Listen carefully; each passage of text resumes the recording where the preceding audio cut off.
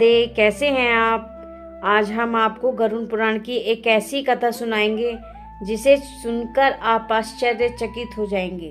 ये तो आप जानते ही होंगे कि गरुड़ पुराण की कथा जब भी सुननी चाहिए पूर्ण सुननी चाहिए, क्योंकि गरुड़ पुराण की कथा कभी आधी अधूरी नहीं सुनते। इसलिए कृपया इस कथा को पूरी सुनना। मनुष्य जब इस धरती पर जन्म लेता है उसी क्षण उसकी मृत्यु का समय भी तय हो जाता है। हम सभी जानते हैं कि मृत्यु अटल है, टाली नहीं जा सकती। लेकिन मृत्यु के बाद क्या होता है? आत्मा कहाँ जाती है? किसे पुकारती है? कौन उसका साथ देता है? यही प्रश्न हर मनुष्य के मन में कभी न कभी जरूर उठता है।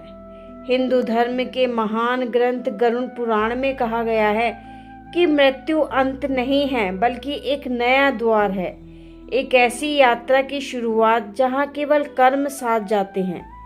आज की इस कथा में हम जानेंगे कि मृत्यु के बाद आत्मा सबसे पहले किसे पुकारती है। क्या माता पिता आत्मा को बचा सकते हैं और आखिर में कोई आत्मा का सच्चा सहारा बनता है? यह एक धर्मराज की कहानी है, इसे ध्यानपूर्वक सुनिए। बहुत समय पहले एक समृद्ध नगर में धर्मराज नाम का एक व्यक्ति रहता था। नाम से लगता था जैसे वह बहुत बड़ा धर्मात्मा होगा, लेकिन सच इससे बिल्कुल उल्टा था। धर्मराज बाहर से बहुत धार्मिक दिखता था।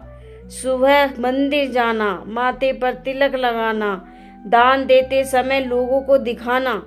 लोग कहते थे यह आदमी बड़ा पुण्यात्मा है, लेकिन सच्चाई कुछ और ही थी।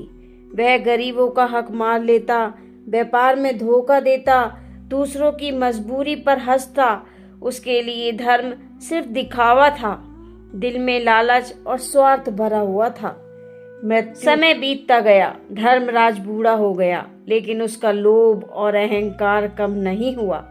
एक रात वह अपने शयन कक्ष में सो रहा था, तभी अचानक उसके सीने में तेज दर्द उठा। सांसें तेज हो गईं, आंखें खुली की खुली रह गईं।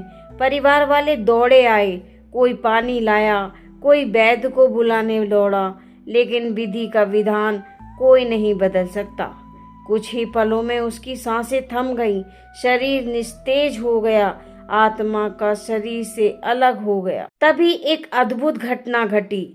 उसका शरीर बिस्तर पर पड़ा था और चारों ओर लोग रो रहे थे। तभी एक अद्भुत घटना घटी। धर्मराज ने देखा उसका शरीर बिस्तर पर पड़ा है और चारों ओर लोग रो रहे हैं, लेकिन वह स्वयं शरीर से अलग खड़ा है। वह चिल्लाया, मैं यहाँ हूँ, मैं मरा नहीं हूँ। लेकिन कोई उसे देख ही नहीं पा रहा, कोई उसकी आवाज नहीं सुन पा रहा।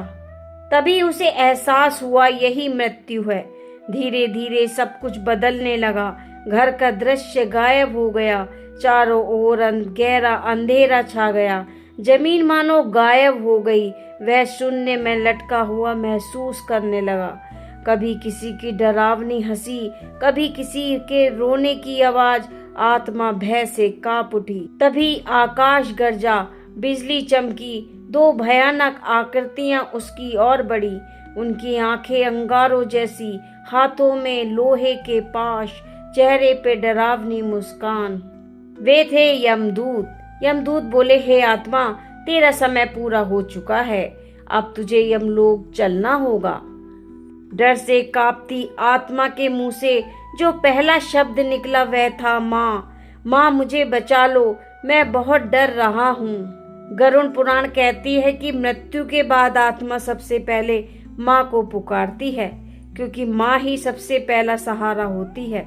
माँ की गोद ही सबसे सुरक्षित स्थान होता है। लेकिन यह केवल स्मृति थी।